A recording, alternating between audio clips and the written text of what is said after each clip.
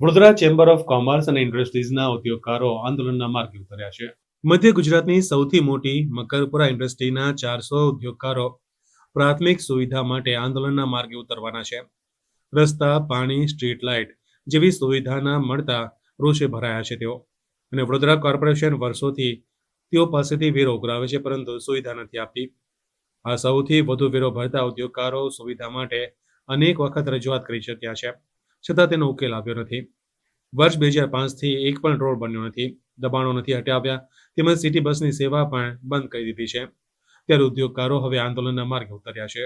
અમારી જે પાયાની સુવિધાઓ માટેની વાત છે એ એમની સામે મૂકી છે, પણ અત્યાર સુધીને નથી એમાં કોઈ રિઝલ્ટ આવ્યું કે નથી અમને મીટિંગ માટે પણ બોલાવવામાં આવ્યા. આજે અમારી જે માગણી છે એ માગણી પાયાની મૂળભૂત જરૂરિયાતોની છે.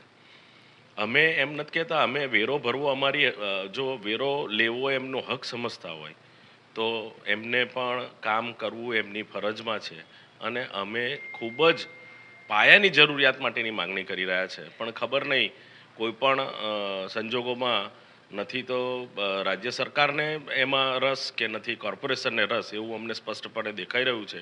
એમનું આ ઉદાસીન ભલું વલણ એ અમે હવે ગાંધી ચિંધ્યા માર્ગે આંદોલન પણ કર્યું. સ્ટ્રીટ લાઇટ છે, સ્ટોમ વોટર ડ્રેનેજ, સીવર ડ્રેનેજ, કચરાના જે રેગ્યુલરપણે નિકાલ થવો, અને જે એન્ક્રોચમેન્ટ છે અને હેવી વ્હીકલના પાર્કિંગ છે, આ બધી વસ્તુ માટે અમે એ લોકોને રજૂઆત કરી છે. અને અમે આ રજૂઆત પહેલી વાર નથી કરી, આ વર્ષોથી કરી છે.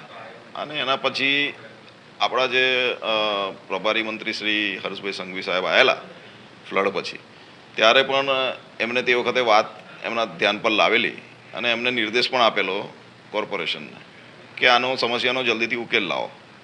પણ હજી સુધી આ વસ્તુનું અમને બોલાવ્યા પણ નથી કે અમને એ બાબતમાં અપોઇન્ટમેન્ટ પણ નથી આપી. એટલે અમારે આ ફરજ પડી છે કે અમે આ વસ્તુને આગળના લેવલ પર લઈ જઈએ. અમે સીએમ સાહેબને પણ રજૂઆત કરી છે અને એમની પણ અપોઇન્ટમેન્ટ માગી છે. એટલે હવે જો આગળ કશું પગલું આ લોકો અમને અમારે સોલ્યુશન રિઝોલ્વ નહીં કરે તો પછી અમારે આગળ બીજા માર્ગો ગાંધીજી માર્ગે આગળ વધવું પડશે.